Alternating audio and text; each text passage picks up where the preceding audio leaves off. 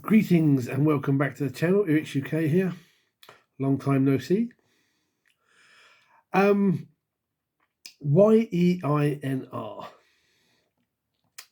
I had not come across this reference for a while. It first came to my attention in sort of like the late 00s. And to be fair, I haven't seen it for a little while myself. It just sort of came to mind as a video topic. But it's still out there. And it's something that I saw originally on roleplay forums.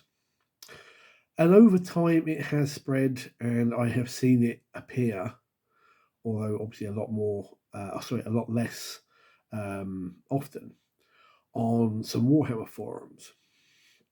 Generally not the nice ones to go to. And what does YEINR stand for? Your experience is not relevant. And quite frankly, the people that put this, I want to give them a slap. Although a little bit harder than that. It originally came to, I first came across it, say, in the mid to late 00s, discussing 3rd edition Dungeons and Dragons.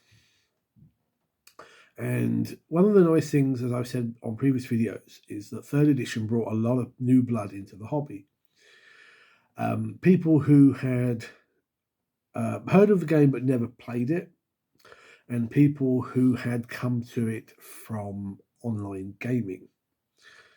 And they were taking certain approaches, shall I say, that, how can I put this? Being new to the hobby, they did not have years of experience with how role-playing games were previously played or run, depending on what side of the screen you're on. And they had their own thoughts, which is great. You know, I've always said one of the best things and the worst about our hobby is that there is no right or wrong way to play a role-playing game.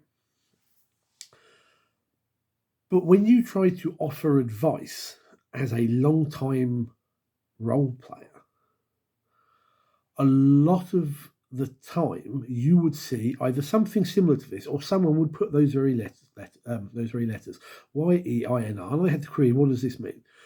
And that's when they went back, your experience is not relevant. And they were saying that because they've come into the game. And I think it was to do with the amount of power gaming, the amount of playing the crunch, as we sometimes referred to it, over just playing the game.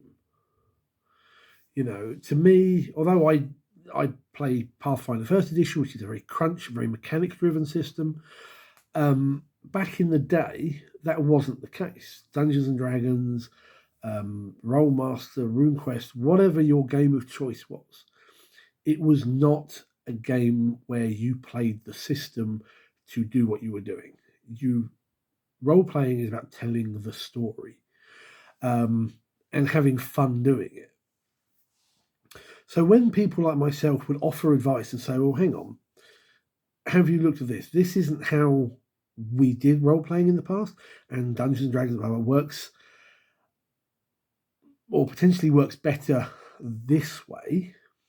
You would get these new players turn around and go, nah, just because it worked for you 10, 20 years ago isn't relevant. The game is what we're doing now, blah. And quite frankly, I was taken aback by this, very much so at the time. And it was one of the things that drove me off of going on gaming forums.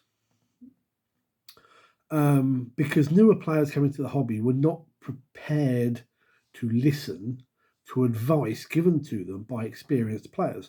Now, as I say, we all run our games differently. We all play our games differently. Some people like the crunch, some people like the fluff.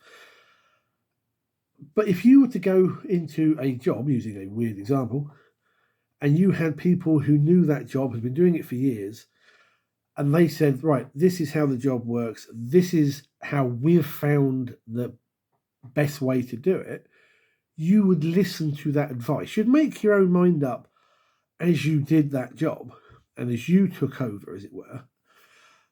But you wouldn't just cast aside the experience of people who have done that for 10, 20, 30 plus years. And it always used to get my throat bits that new role players coming into the hobby were not listening to advice given to them by the old guard, by established players. You can play your games as you want, but advice given when you've asked for it on a public forum, and then basically turning and going, no, we're not interested in what you've got to say, jog on, is not the way to do it. Now, I haven't been on a roleplay forum for 10 years because of this. Everything moves on, everything changes, and role-playing is obviously changing into something that's a much more mechanically driven system. I think it might be one of the reasons why the likes of Dungeons and Dragons and now Pathfinder 2nd Edition have gone for a less mechanical system. Whether that's helped keep those people that came in there or not, doesn't matter. But this attitude of YEINR, to me, is reverse gatekeeping. The hobby has enough gatekeeping where you try and keep people out. We see it in the Warhammer community as well, where people go, it's not a game for girls. You don't want women playing D&D. It's a man's hobby. It's a manly thing. And you try and keep people that you don't want playing it out of the hobby. And, quite frankly, if that's you, you're an idiot.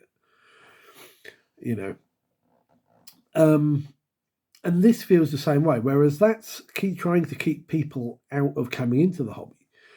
The attitude of your experience is not relevant feels to me a reverse. It's trying to basically say, you guys had your day, Grandpa. We're in charge now. And that's not right. Our hobbies have got room for everybody. Whether you've been playing for the last 6 months, you've been playing for 30 plus years, you've just picked up a D&D 5th edition starter box and you're looking to play with your friends, whether you're a man, you're a woman, your ethnicity, sexuality, hair color, whatever, you should not be trying to shunt people out of the hobby or block them. And as I say, if you ask for gaming advice, don't cast people aside just because they don't share the same gaming approach as you. I fully stand up and say, we never used to be power gamers. Well, we still aren't. Pathfinder 1st Edition certainly lends itself to that as a default.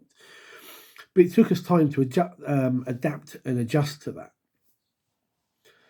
But if somebody wanting to play 5th Edition approached me for advice, I would give them advice, and I would hope that they would take it on board, mull it over, and then make their own decision. But to have people online anonymously because they can, or because they think because they're the new blood in the hobby, they have the right to say otherwise, trying to gatekeep older, established, long-term players, more experienced players, to one side, trying to cast them out, I don't think is a good thing. Hopefully that's all changed sort of like now, and there's less of that. But it's kept me from going to another roleplay based forum. I don't even know if the old ones I used to look at are still going. Have you had any experiences of things like this? So it's, to me, it's reverse gatekeeping. It's trying to keep trying to shunt the established long-term players to one side in favour of, whatever you want as a newbie. Have you ever experienced that, or gatekeeping in general, and how did you deal with it? How did it make you feel?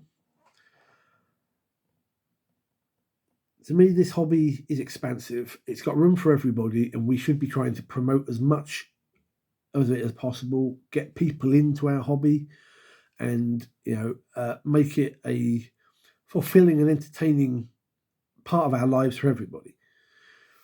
Anyway, enough rambling for me. I just kind of wanted to put this little mini rant out there. It sort of wasn't something I'd planned. It just sort of popped into my head while I was trying to think of topics, which seems to be few and far between these days. Just wanted to see your thoughts. Anyway, if you enjoyed it, give me a thumbs up. Yay. Hit the subscribe button. Pop a comment down below. And I'll see you soon in the next video. Until then, take care. Good gaming.